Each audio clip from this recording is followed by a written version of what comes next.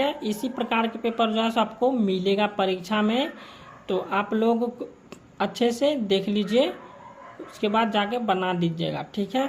तो यहाँ पे देख लीजिए, यहाँ पे लिखा हुआ है आपको अर्धवार्षिक मूल्यांकन 2024, ठीक है। ये ओरिजिनल प्रश्न पत्र है, हम फिर से बता रहे हैं कि ये ओरिजिनल प्रश्न पत्र है। और यहाँ पे देख लीजिए ये लिखा हुआ है सेट बी, ठीक है। तो आपके पास कोई भी सेट रहे, सेट ए से लेके सेट जे तक, सभी में एक ही प्रकार के प्रश्न रहेंगे, ठीक है। यहाँ पे कक्षा 8 का जो है सीए पर अर्धवार्षिक परीक्षा का पेपर है, ठीक है। और यहाँ पे लिखा हुआ विषय सामाजिक विज्ञान है, ठीक है। तो ये सामाजिक विज्ञान का पेपर है आपका, और समय कितना रहेगा आपका, 2 घंटे का समय रहेगा, ठीक है। और पूर्णांक कितना मिलेगा, 50। तो 50 नंबर का परीक्षा होगा, ठीक है। और 50 नंबर का आपका क्या होगा, परीक्षा होगा। उसके बाद यहाँ पे लिखना है छात्र और छात्रा का नाम। तो आपको जो नाम होगा यहाँ पे लिख दीजिएगा। उसके बाद यहाँ पे वर्ग क्रमांक दिया होता है, आपको रोल नंबर कितना है वो लिख दीजिएगा। उसके बाद यहाँ पे विद्यालय का नाम लिखा, तो विद्यालय का नाम क्या होगा आपका, वो लिख दीजिएगा। उसके बाद यहाँ पे प्रखंड है, तो प्रखंड का नाम लिख दीजिएगा। उसके बाद यहाँ पे संकुल का नाम है, तो संकुल का नाम लिख दीजिए। उसके बाद यहाँ पे जिला का नाम है, तो जिला का नाम लिख दीजिएगा। और हम क्वेश्चन बताने से पहले आपको बोल देते हैं, आप लोग जिस भी जिले से मेरे वीडियो को देख रहे हैं तो आप लोग कमेंट कर दीजिएगा, ठीक है। उसके बाद यहाँ पे लिखा वीक्षक का हस्ताक्षर, तो यहाँ पे जो आपका परीक्षा लेंगे वो यहाँ पे हस्ताक्षर करेंगे और यहाँ पे दिनांक लिखेंगे, ठीक है। उसके बाद यहाँ पे मूल्यांकनकर्ता का हस्ताक्षर है, तो जो यहाँ पे आपका कॉपी चेक करेगा वही है यहाँ पे हस्ताक्षर करेंगे। उसके बाद यहाँ पे तिथि लिखेंगे। अब यहाँ पे प्राप्तांक दिया हुआ था, ठीक है। तो आपको जितना भी प्रश्न दिया हुआ था उसमें कुल कितना प्रश्न का अंक आया है, ठीक है, तो वो यहाँ पे लिखाएगा, ठीक है। तो यहाँ पे देख लीजिए 50 अंक का परीक्षा होगा, तो इसमें जितना भी आपका जो लिख के आएंगे उसमें से जितना भी आपका जो है सो नंबर आएगा वो यहाँ पे लिखाएगा, ठीक है। अब यहाँ पे हम प्रश्न की ओर बढ़ते हैं। तो यहाँ पे आपका देख लीजिए, पहला प्रश्न है रिक्त स्थानों को भरिए, ठीक। यहाँ पे रिक्त स्थान को भरने वाला कुल कितने प्रश्न है, 5 प्रश्न है, ठीक है। यहाँ पे कुल 5 × 2 यानी क्या कि यहाँ पे कुल 5 प्रश्न है, तो इसमें 2-2 नंबर का एक प्रश्न होगा। यहाँ पे जैसे 1 नंबर का प्रश्न है, यहाँ पे 2 नंबर का होगा, ठीक है। और यहाँ पे 10 हो जाएगा, 5 × 2 यानी 10। अब यहाँ पे इसका पहला प्रश्न है यूरोप से भारत तक के समुद्री मार्ग की खोज खाली जगह ने की थी, ठीक है। तो कौन किए थे, वास्को डिगामा ने किए थे, ठीक है। यहाँ पे भरा जाएगा वास्को डिगामा।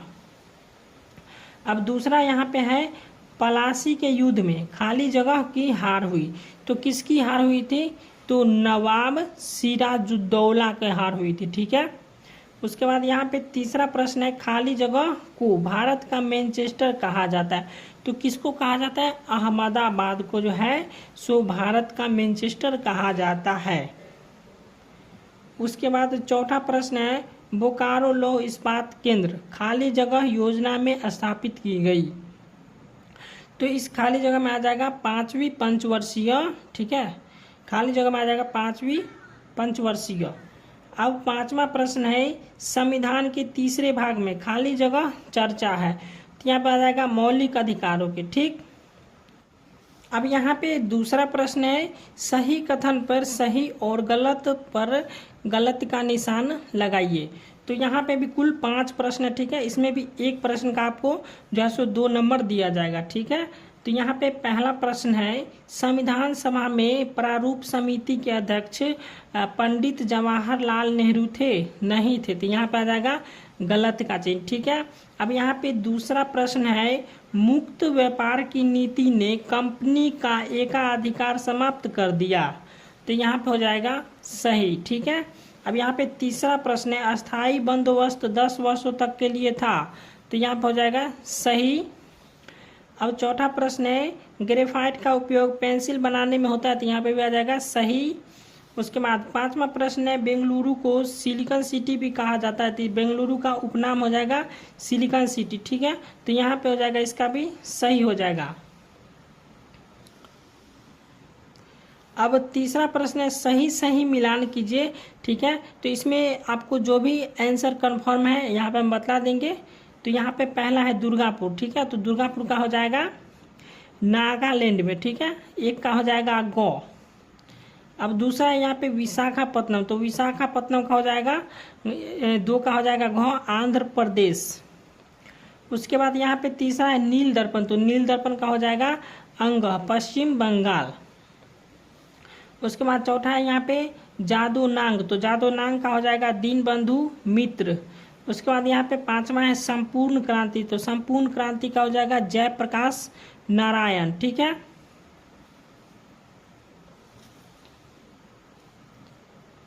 अब चौथा प्रश्न है निम्न प्रश्नों के उत्तर लगभग 50 शब्दों में दीजिए।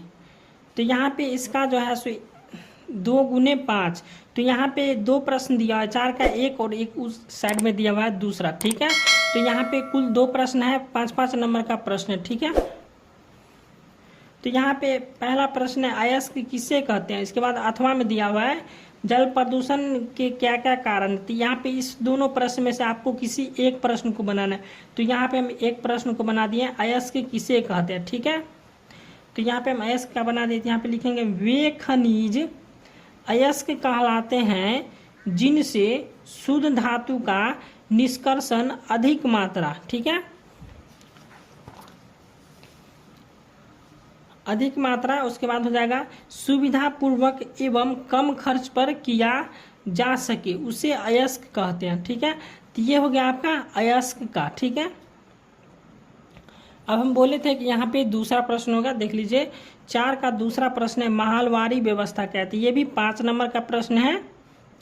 और यहाँ पे 8वां में दिया शिक्षा का अधिकार कानून क्या है। तो यहाँ पे हम महलवारी व्यवस्था का क्या है, तो इस क्वेश्चन को हम यहाँ पे बनाए हैं, ठीक है। यहाँ पे इस दोनों में से किसी एक प्रश्न को बनाना है।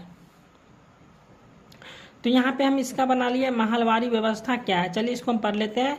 ईस्ट इंडिया कंपनी द्वारा सन 1822 ईस्वी में उत्तर प्रदेश, पंजाब, मध्य प्रदेश में लागू की गई भू राजस्व की प्रणाली थी। यह भू राजस्व भारत की 30% भूभाग पर लागू किया गया, जिसे हम महलवारी व्यवस्था कहते हैं, ठीक है।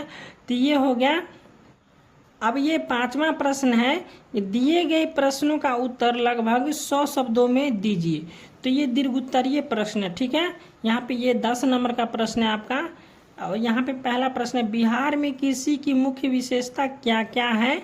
उसके बाद अथवा में दिया हुआ है अंग्रेजी शासन के खिलाफ आदिवासियों के विद्रोह की चर्चा कीजिए।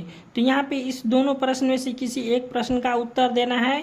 तो यहाँ पे हम एक प्रश्न का उत्तर दिए बिहार में कृषि के मुख्य विशेषता क्या है। तो इस प्रश्न का हम उत्तर यहाँ पे लिखे हुए हैं, ठीक है। चलिए इसको हम पढ़ लेते हैं। तो यहाँ पे हो जाएगा बिहार की अर्थव्यवस्था कृषि पर आधारित है और बिहार का कुल भौगोलिक क्षेत्र लगभग 93.60 लाख हेक्टेयर है, जिसमें से केवल 56.03 लाख हेक्टेयर पर ही खेती होती है। और बिहार की प्रमुख खाद्य फसलें हैं धान, मक्का, गेहूं, दालें।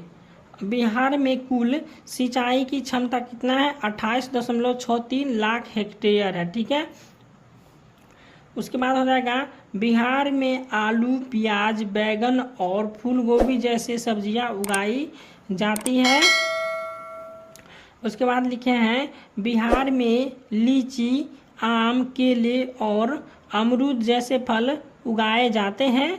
उसके बाद हो जाएगा बिहार में जूट और गन्ना जैसे 2 और महत्वपूर्ण आय वाली फसलें उगाई जाती है। तो ये हो गया बिहार के कृषि की मुख्य विशेषताएं, ठीक है।